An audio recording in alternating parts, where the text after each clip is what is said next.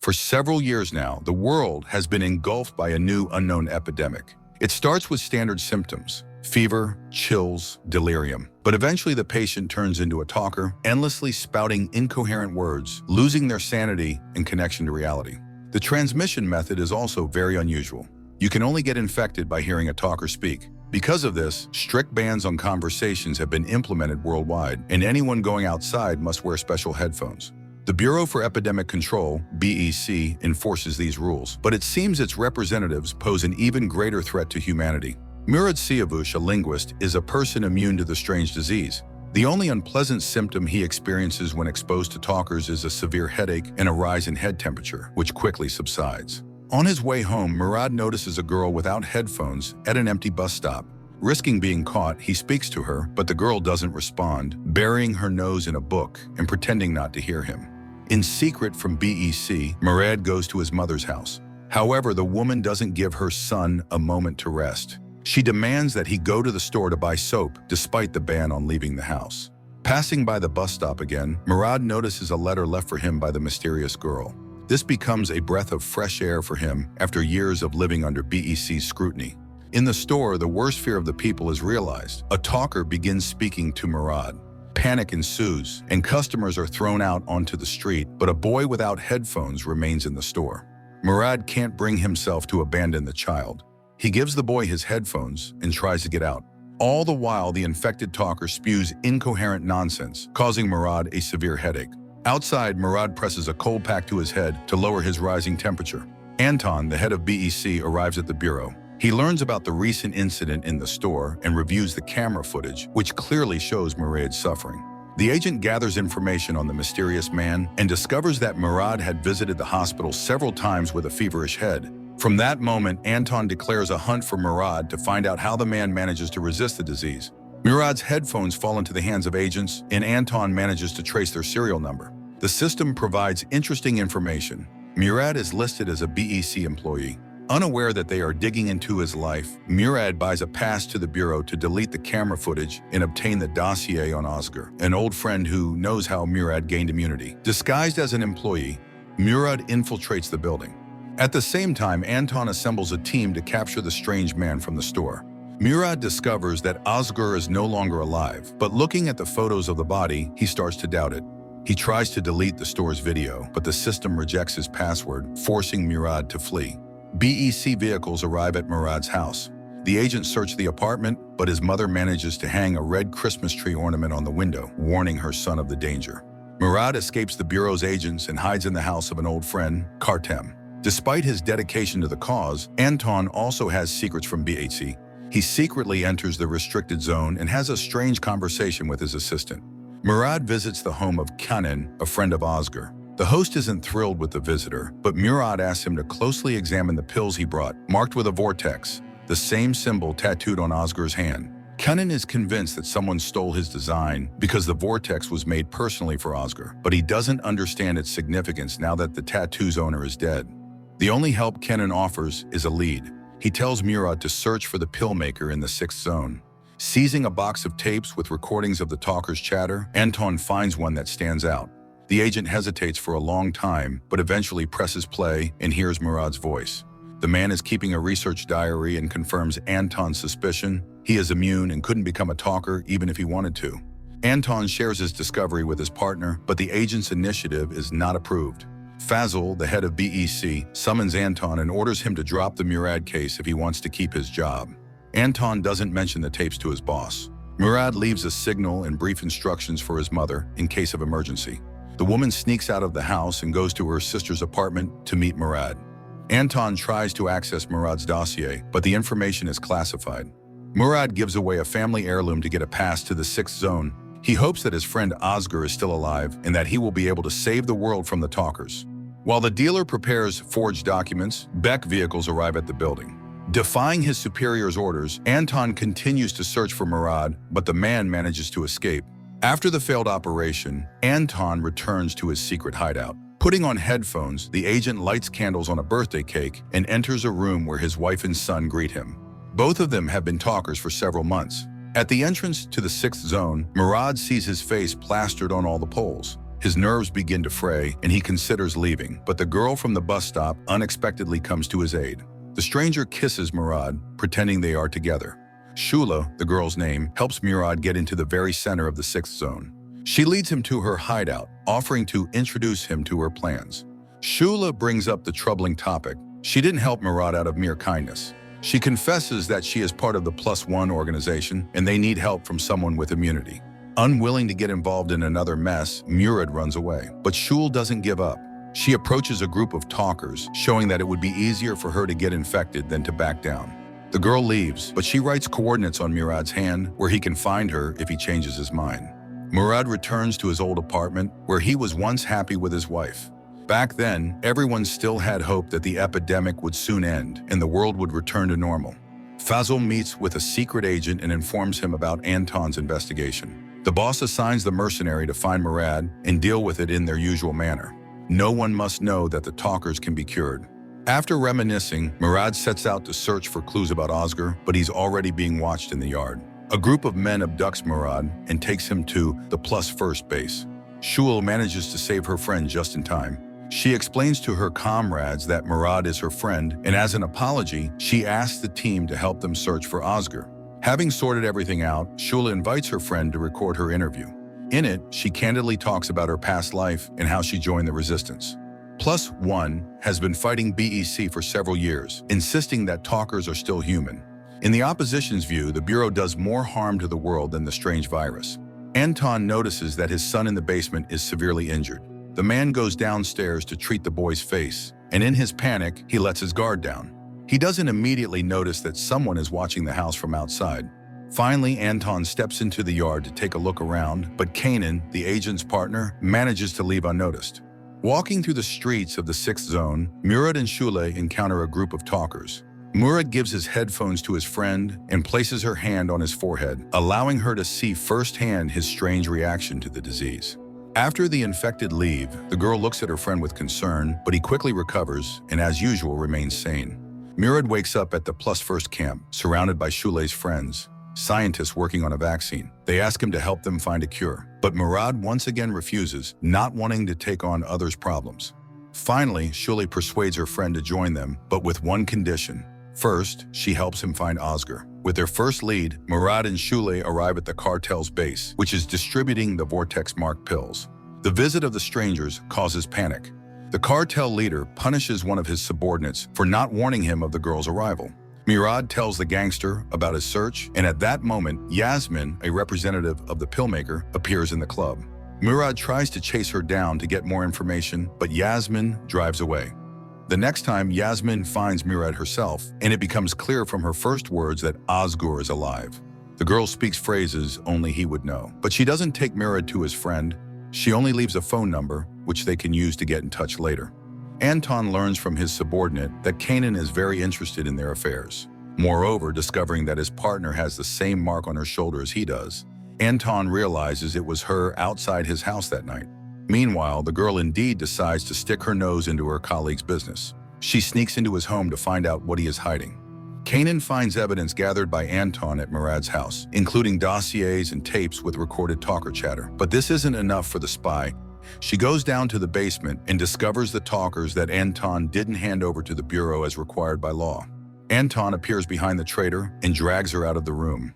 Morad's phone rings right in the middle of a +1st meeting as they prepare for a protest action. Yasmin tells him where he needs to go. Shula accompanies her friend to the meeting, not wanting to risk his safety. Kanan begs her partner to let her go, promising to keep his secret. She insists that BEC's only goal is to find a cure. But lately, Anton has begun to seriously doubt this, and he plans to find out what's really going on.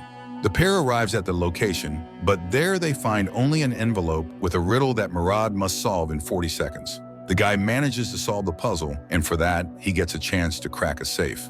To do this, he must also solve a difficult puzzle, but finally, the paper with the next address is in Morad's hands. Talking to Kanan, Anton remembers how his son and wife got infected by the talkers. Returning to those terrible days is difficult for the man, and his nerves give out. He raises his gun and orders the spy to kneel. Using Yasmin's clues, Morad finds the ferry they once rode with his friend. There they are forced to strip and check for bugs. Only after that does the group get the chance to move forward. At the last moment, Shula is forbidden to go any further, and the pair is separated. Kanan reports to Fazil. She hands over the tapes and Murad's dossier to the boss, but she keeps her promise. She doesn't mention Anton's family. The gratitude for the spy's loyalty comes in the form of a strange act. Fazil forces Kanan to listen to the chatter, ensuring she can never reveal what she uncovered. Morad is brought to a labyrinth, a place where a dangerous game takes place. Those who fail to pass through it become talkers, and Yasmin tells Morad that Shula is somewhere inside. The girl offers Morad a choice. He can follow her and reach Ozgar, but in that case, Shula won't have a chance to escape. Without hesitation, the hero jumps into the labyrinth to save his friend. He rushes through crowds of talkers who continue to gather. The headache becomes so intense that Morad can barely stay on his feet. He loses consciousness, but the voices of Shula and Ozgar bring him back to his senses. Fully awake, Morad can't resist the urge to punish Ozgar for his long absence. Yasmin stops Morad, understanding that this could go on forever. The new drug turns Ozgar's pain into pleasure, and he won't resist. Shula congratulates her friend on achieving his goal and reminds him of their agreement. She takes the phone and leaves, promising to contact her friend soon.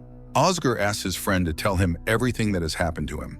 The scientist is extremely proud that he was the one who made Morad resistant to the chatter, and he wants to hear all the details about his achievement. But Morad doesn't share his friend's enthusiasm. He asks to have his brain reprogrammed to be like everyone else's. The man is convinced that it's better to become a talker than to end up as a guinea pig for BEC. Before returning to business, Ozgar suggests they play basketball, but with a small addition of blue pills. Morad agrees, wagering his own head. If he wins, he wants a complete brain reprogramming. Ozgar's pills turn out to be quite good. Morad experiences a flight of fantasy like he could never have imagined. The effect hits him with such force that it amuses the scientist greatly. A few hours later, the effects of the pills wear off and the friends manage to have a normal conversation. Morad asks his friend to explain why he disappeared and didn't stay in touch, to which Ozgar recounts the story of that fateful night. Fazil ordered the scientist to sign a document stating that the collective mind and aggression of the talkers were real. Realizing that it was nonsense meant to justify the senseless extermination of the infected, Ozgar refused to participate, which led to his dismissal and later his sentence to liquidation. Fazil personally set fire to the laboratory, convinced that the scientist was left there forever. But by some miracle, Ozgar managed to escape and hide from Beeg's attention. Shula notices that Arif, one of the movement's members, is planning something again. Around this time, women who suffered at the hands of BEC officers appear in the zone, and Arif declares that he will no longer remain silent. Anton continues to search for Morad, hoping that he can cure his family. Informants lead him to the cartel's hideout, but the agent fails to get information. A BEC squad storms in, and Anton is ordered to report to Fazil. The boss personally interrogates Anton and orders him to continue the search for Morad, but he makes it clear that this must remain between them. Otherwise, he will report Anton's infected family to the higher-ups. Incidentally, the family is now in BEC's hands. The reunited friends have a great time at a nightclub. So much so that in the morning, Morad, Shula, and Yasmin wake up in the same bed. But unlike his friend, Morad doesn't feel awkward. He's more concerned about his friend's plans. The man wants to undergo the procedure and become like everyone else as soon as possible. Unaware of Murad's intentions, Shula suggests they seek help at the +1 laboratory. According to her, they have everything needed to study Murad's peculiarity. Anton finds Haydar, Fazil's mercenary. He demands that the soldier return his family, but Haydar doesn't fall for the new partner's threats and advises him to calmly follow orders. The agents return to Murad's apartment for another search, but this time Anton persuades the old woman to trust him and tell the truth so he can protect her son from the Bureau. Suspecting his partner of collusion with the owner, Haydar orders her arrest, but the wise woman finds a way to leave Anton a message about the air fresheners and the guard who knows where to find Morad. Morad and Shula sneak into the laboratory at night to get the necessary equipment. Outside, they are spotted by BEC officers, and by Haydar's order, everyone prepares for the capture. Anton breaks away from the rest, managing to warn the couple with the air freshener that they are being hunted. At the same moment, Ozgar appears before them, having broken his rule and risked everything to leave his safe place. The group arrives at a clinic filled with talkers. Morad is sent for an MRI under the pretext of studying his peculiarity. Only he knows that he doesn't just want to be studied. He wants to permanently disable this peculiarity and become like everyone else. Shula accidentally overhears the men's conversation and understands everything. Morad tries to explain his motive to her, but it all seems irrelevant to the girl. She's convinced that her friend has betrayed her and all of humanity. Following the doctor, the group approaches the vehicle that brought the most dangerous talker, Haluk, a 6-stage talker. The seller assures them that this specimen can infect someone in seconds. Even the old man's appearance is terrifying, and the onlookers involuntarily step back. Fazil interrogates Murad's mother, but the woman refuses to testify against her son despite the threats. Meanwhile, Morad returns to the topic of his reprogramming. He asks Ozgar not to delay, and the mad scientist promises to address this issue soon. Anton hands his friend a flower he took from Murad's apartment. At the bottom of the pot, he finds a notebook with Arif's address, who can likely tell him where to find his friend. The Bureau receives a report that Morad has been spotted. Haydar doesn't trust the operation to Anton and assembles an entire squad. Nevertheless, Anton manages to break through and enter Arif's house to find out where he can find Morad. Returning to the city, Shula meets with her deceased fiancé's mother, and together the women head to the city to plant a rose in memory of him. On the way, the friends stop at the Plus First headquarters, and Shula manages to find the book she needs. There in the headquarters, Morad finds Shula and tells her about his mother's arrest. Fazil begins to panic and asks Haydar to speed up the search. If his crimes are revealed to the higher-ups, the leader will face serious consequences. Arif hands Morad an envelope from Anton, which in addition to the letter, contains a green air freshener. This signals to the guy that the agent has indeed switched to his side. Morad begins to have some doubts, but it's clear he has no other options, and he will have to trust the BEC agent. He remembers returning to his mother after his wife's death, and the thought of losing the only close person he has left is unbearable. Alone in her apartment, Shula decodes the document using the BEC charter. Late at night, Anton goes to meet his friend in an abandoned part of the city, but Haydar watches him from the shadows, trying to catch his partner in a lie. The scientists observe the crowd of talkers locked in a room.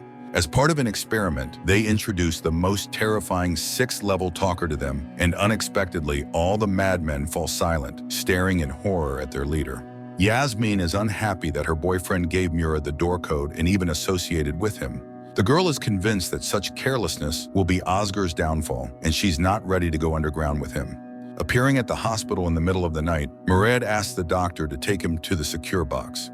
The man steps right up to Haluk's cage and removes his headphones, but the dangerous talker doesn't utter a word. Thus, in silence, the friends spend the whole night under the watchful eyes of the medical staff. Anton receives a reply from Morad, in which he agrees to the meeting. Standing at the window, the agent notices Haydar asleep in his car, and to shake off the surveillance, he hires local kids, asking them to distract the driver. Shula tells Morad about the decoded message. According to the girl, the leader of the opposition group, Asli, is preparing to attack BEC. She asks her friend to help stop the madmen who might pay for such a risk with their lives.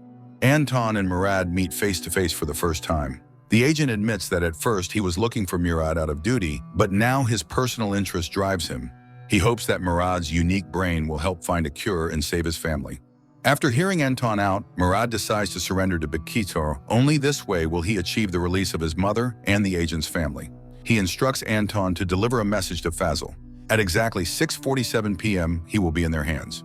Morad prepares for captivity, gathering the necessary equipment. At exactly the appointed time, the man arrives at the bureau building. Haydar reports this to his boss, but Fazil can hardly believe it ended so easily. The agents send Morad to the interrogation room. He keeps asking for the time, and at a specific minute, a sleep-inducing gas begins to flow through the ventilation system. Haydar and Anton fall to the floor, losing consciousness. Morad finds his mother and puts a mask on her to prevent her from passing out completely. As he tries to lead her away, a armed Haydar appears in the passage, but Anton pushes his partner aside. The group heads for the exit and escapes in a professional disinfection vehicle driven by a dealer. He returns the old woman her family heirloom in exchange for a bag of pills from Ozgar. Fazil learns of the failed operation and Anton's actions. As punishment, he orders Haydar to throw his partner in with his wife and son. The agent is saved by a call from Morad. He promises to share secret information, but only with Anton personally. Morad begins to investigate Fazil, suspecting that the head of BEC is trying to hide from the world that a cure for the chatter might be possible. The same suspicions start to arise among the higher-ups. They demand explanations from the director about the incident at the bureau.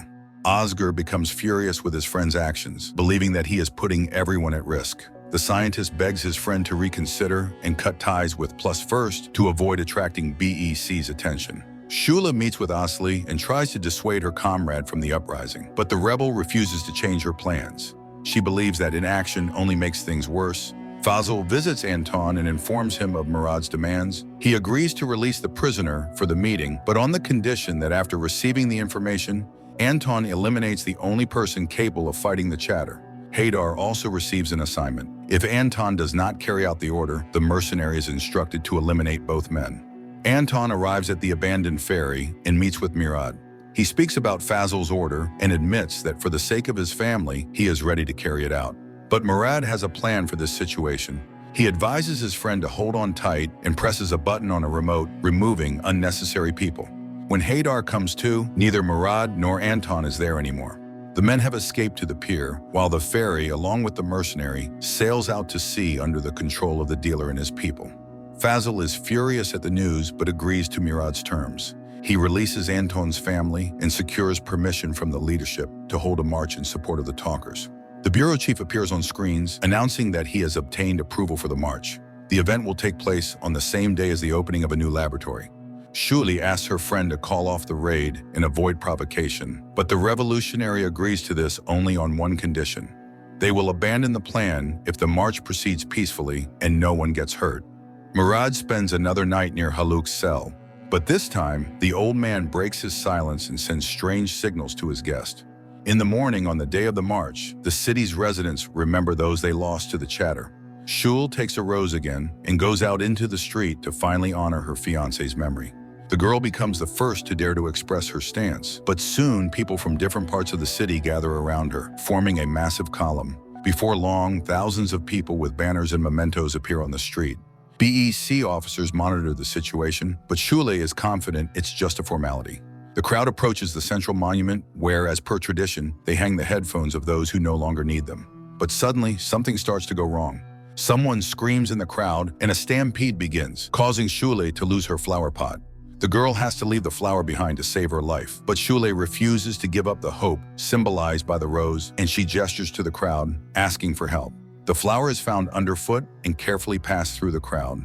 Finally, the rose is planted in the ground and the deceased man's headphones take their place on the monument. The crowd applauds, even though no one can hear it. The touching moment makes the opposition reconsider. Asli admits to Morad that the raid has been canceled, but Morad is too smart to believe it. He calls Fazil and warns him of an attack that will happen on the new laboratory.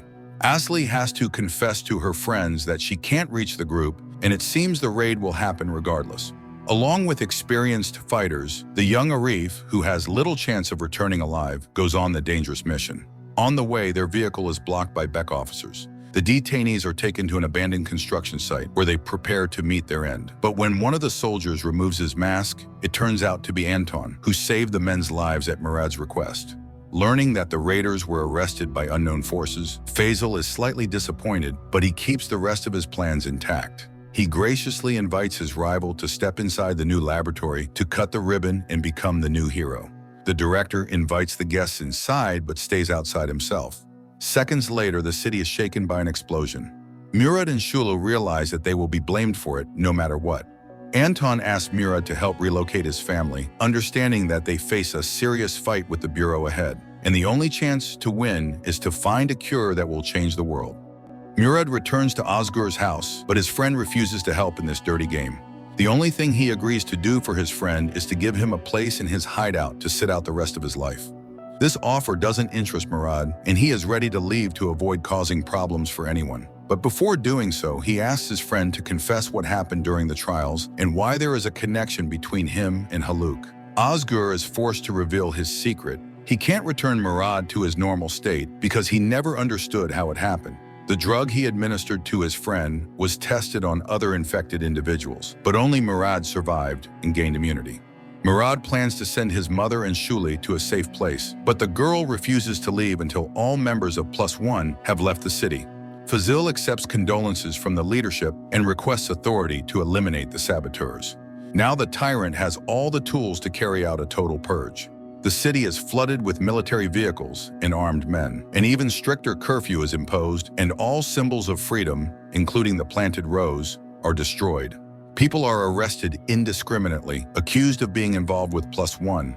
Some naive movement members believe they just need to make a statement, but Asli understands that their only chance of survival is to flee. But even escaping is difficult. The streets are blocked and the Bureau's officers are everywhere. While rescuing his friends, Arif is seriously injured. Morad rushes to get him to the hospital, but time is running out. Morad then takes the boy to Ozgar's house, but the scientist doesn't open the door immediately, afraid of risking his life for the troublesome group. Arif is eventually taken to the hospital, and he undergoes surgery. But whether the boy will survive is unknown. His wounds are too severe. That evening, Arif's loved ones and friends gather around him, and his heart stops. An enraged Morad enters Haluk's cell, removing his headphones. He wants to know what connects them to the strange old man and how it might save humanity. But the talker doesn't utter a word. Morad gathers everyone who has sided with him and reveals his secret about immunity. He admits that he no longer wants to run and intends to fight to the end. And for that, he needs loyal comrades ready to battle.